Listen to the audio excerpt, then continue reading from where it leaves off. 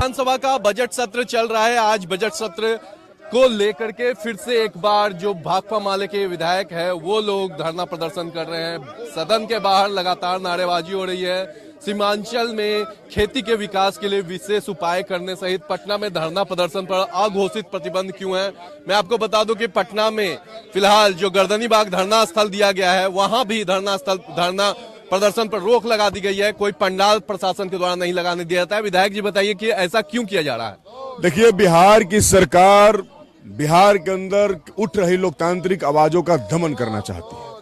इसलिए आपने देखा कि कुछ दिन पहले एक पत्र जारी करके कहा गया गृह विभाग की तरफ से कि कोई धरना प्रदर्शन करेगा तो उसको सरकारी नौकरी नहीं मिलेगी, उसको जो है सरकारी ठेका टेंडर नहीं मिलेगा।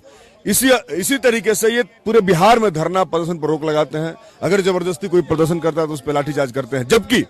जबकि पूरे बिहार के नागरिकों का, देश भर के नागरिकों का यह अधिकार है कि वो अपने असहमति की आवाज को धरना और प्रदर्शन के माध्यम से प्रकट कर सकते हैं। यहाँ गर्दनी बाग में इन लोगों ने तय किया, एक तो चारों तरफ से घेर करके आम आदमी से दूर कर दिया है प्रदर्शन को, और दूसरा उसमें भी अगर कोई प्रदर्शन कर रहा है तो उस पर लाठीचार्ज किया जा रहा है, उस पर टेंट नहीं लगाने दिया जा रहा है। बिल्कुल ये डेमोक्रेसी का मर्डर है, हत्या है। लेकिन एक सवाल ये है कि पप्पू यादव का धरना था तो उसमें प्रशासन द्वारा पंडाल लगाने की अनुमति दे दी जाती है, लेकिन जो आम लोग जो होते हैं, जो आम पब्लिक होती है, उसको नहीं लगाने दिया जाता। देखिए, किसी पार्टिकुलर की बात नहीं है। आप देख रहे हैं अभी इसके पहले जो शिक्षकों ने आंदोलन किया बहाली को लेकर के, उनको किस तरीके से उनका पंडाल उखाड़ दिया गया। तमाम तरह के क्षेत्र लोग जो आ रहे हैं, बिहार के लोग आंदोलन कर रहे हैं, उनको उखाड़ा जा रहा है, किसी को छोड़ दिया गया। इसका मतलब ये नहीं है कि बहुत लोकतंत्र हो गया। ये लोकतांत्रिक संस्थाओं की हत्या है। खास और आम नहीं देखा जा रहा है। नहीं, बिल्कुल खास और आम क्या ही देखेंगे। ये लोग आंदोलन करने वाले तमाम लोग सत्ता के खिलाफ होते हैं, उसमें खास और आम नहीं होते हैं। लेकिन फिर भी अगर सवाल ये उठता है कि पप्पू यादव को अगर पंडाल लगाने दिया जाता है तो बाकी लोगों को क्यों नहीं दिया जाता है। और भी विधायक जी सीमांचल में खेती के विकास के लिए क्या कुछ करने की बात की है। सबसे पहले तो बाढ़ ग्रस्त इलाका है और इसी हिसाब से लोग खेती वहाँ करते हैं। खास करके कटिहार के जिलों में पटुआ की खेती होती है और कटिहार में जो जूट मिल था उसको लेकर के बड़े पैमाने पर पटुआ की खेती होती थी। तो सरकार से मांग है कि जूट मिल को फिर चालू करे ताकि किसान पटुआ की खेती करे और अपना पेट भरे। दूसरे तरफ मक्का की खेती बड़े पैमाने पर होती है और मक्का से जुड़े हुए कोई अगर उद्योग नहीं होगा, मक्का को अगर सरकारी दुकानों में खरीद नहीं होगी तो वहाँ के किसान खेती करना बंद कर देंगे धीरे धीरे।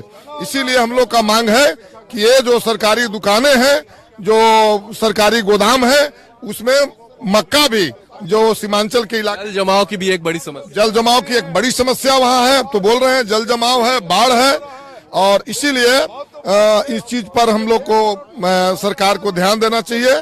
और खास करके सीमांचल के इलाके में जो मौसम है और जो वहाँ खेती है उस आधार पर खेती को प्रमुखता देना चाहिए। अंदर भी बात उठाएंगे। हाँ बिल्कुल, अंदर आज इसी बात को लेकर के हम लोग स्थगन प्रस्ताव दे रहे हैं।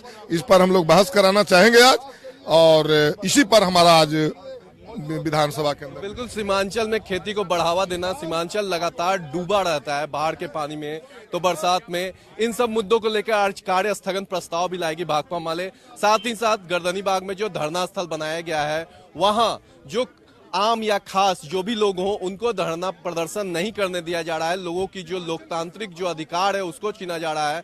साथ ही साथ अन्य मांगों को लेकर आज भाकपा माले के सदस्य जो हैं वो सदन के बाहर प्रदर्शन कर रहे हैं। सदन के अंदर भी मुद्दों को उठाया जाएगा। खबरों में अपडेट बने रहने के लिए आप बने रहें एलआर भारत के साथ।